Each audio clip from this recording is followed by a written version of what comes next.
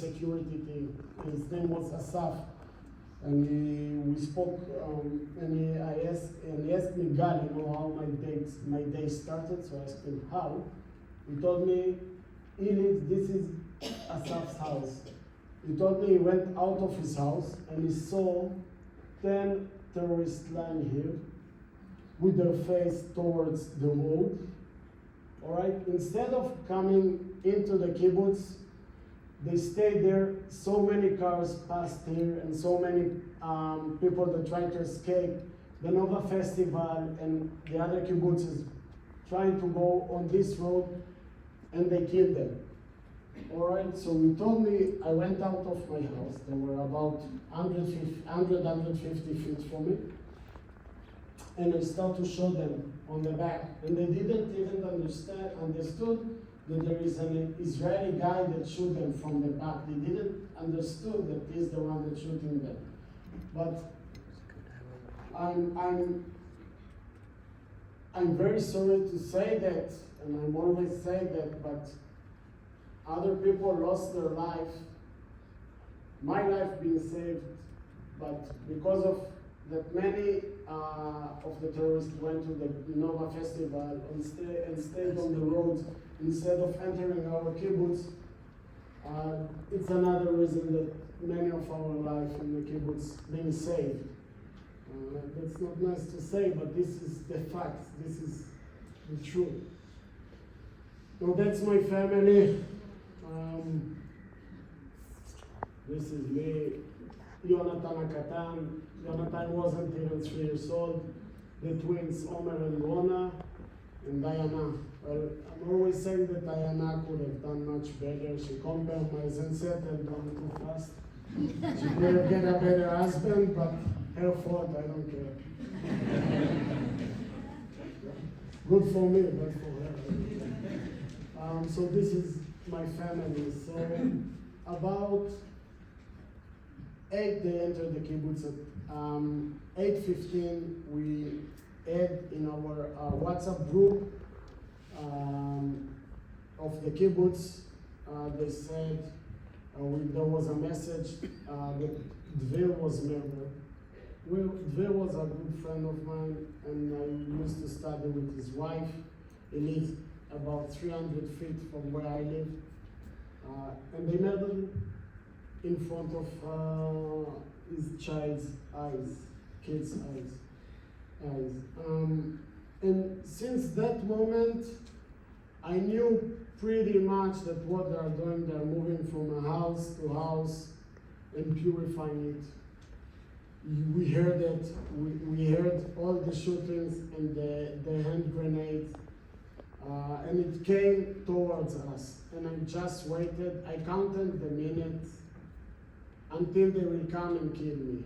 They will come and kill our family. We're just waiting for our own death. I was shaking. My wife told me, "God, there is kids here. You have to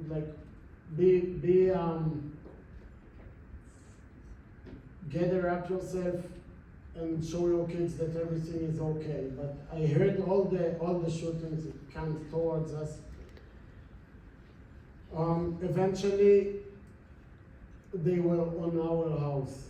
All right, I started to hear the screaming was in my balcony. We heard them. We heard the Arabic. The shooting started to hit my house, and I knew that this is it pretty much. I thought that I have such a bad luck, but I thought that it's so not fair for those kids to lose their life. They're still young. It's not fair for them.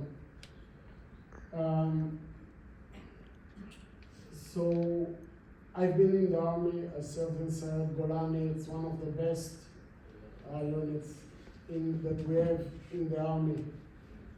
I've been under fire. I've been scared for my life. But to be scared for your kid's life, it's a whole different level. It's something else that I never thought that I would feel. It's something else. And I thought when they will show up, either first I told you there was a hole in our safe room. Pretty much they could have come and just throw a hand grenade from this hole and take us all down. And I thought that if I will see a hand grenade, I was ready for that, I will jump on it. At this point, I was 100% sure that I'm going to die. It wasn't, it was like that. I was sure, okay, I confirmed that I'm going to die. So I thought I will jump on the grenade. And the second thought was that if they will come, they will enter the house, I will get out of the safe room, and they will take me, or they will kill me, or they will take me as a hostage. But they will leave my family aside. Now we know that it didn't really went well to other people, like the Bivas family. The father left out of the safe room, and after he left, they came back and took the mother and the two redhead babies. But this is what I thought. That's why I will save my family's life. I thought, I don't care. I don't care about my life. It's only about them and about my wife. Eventually, they were on our door. It's like the angel of death trying to enter your house. They tried to open the door. The door was just a wood door. Pretty much all of you can kick it and break it. But they didn't. So they start to shoot on the door, and they start to shoot on the window next to my door, next to the front door. Our kids, the three of them, they were screaming. You can imagine yourself how frightening it is. They were afraid. But we explained them that we can't reveal ourselves, that they will not know that there is people inside. So the twins understood, they were quiet, but Jonathan Akatan, he was afraid, and you can imagine. So my wife had to put her hand on his mouth so she will be quiet, so we will be quiet. And at some point, she started to cry. You need to understand, we are all next generations for Holocaust survivors. And she said that it reminds her the woman that had to strangle her son, so the Nazis will not come into the house. And she thought about that, and she said, I cannot do that. If it's possible, please come and do that. So I came to Jonathan and I put my hand on his mouth, and every 10-15 seconds I took my hands off so he will breathe, and then I did it again. Eventually they left. They moved to my neighbor house, and he forgot to lock the door, so they threw a hand grenade into his house. The hand grenade didn't explode, and this is what saved my neighbor's life, because they were afraid from their own grenade. This is why they didn't enter the house. Only in about 2:30 p.m. the army arrived. After 8 hours that there were only the 6 guys and a few policemen and soldiers that made it and entered the kibbutz to fight against more than 100 terrorists. The army arrived, and it was a bit of a relief for me, because there was a big war inside the kibbutz. But finally I can notice the difference, because of my army, I can notice the difference between AK-47 bullets to M16 bullets. And I start to hear lots of M16 bullets now. And I knew that now, instead of attacking civilians, they are trying to defend themselves from the Israeli army forces. But there was a very big war. Only at 6:30 p.m., after 12 hours, the army arrived.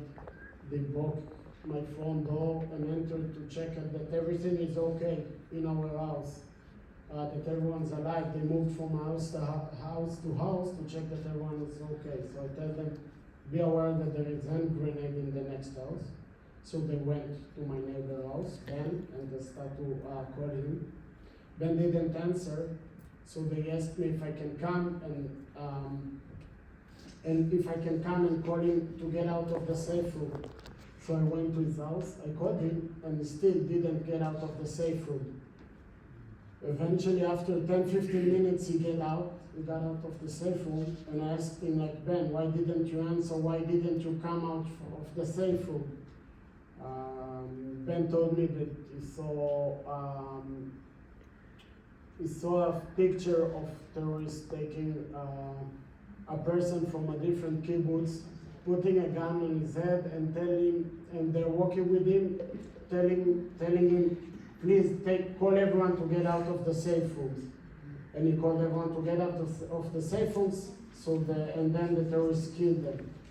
This is why I didn't want to get out. So because of the hand grenade, they moved.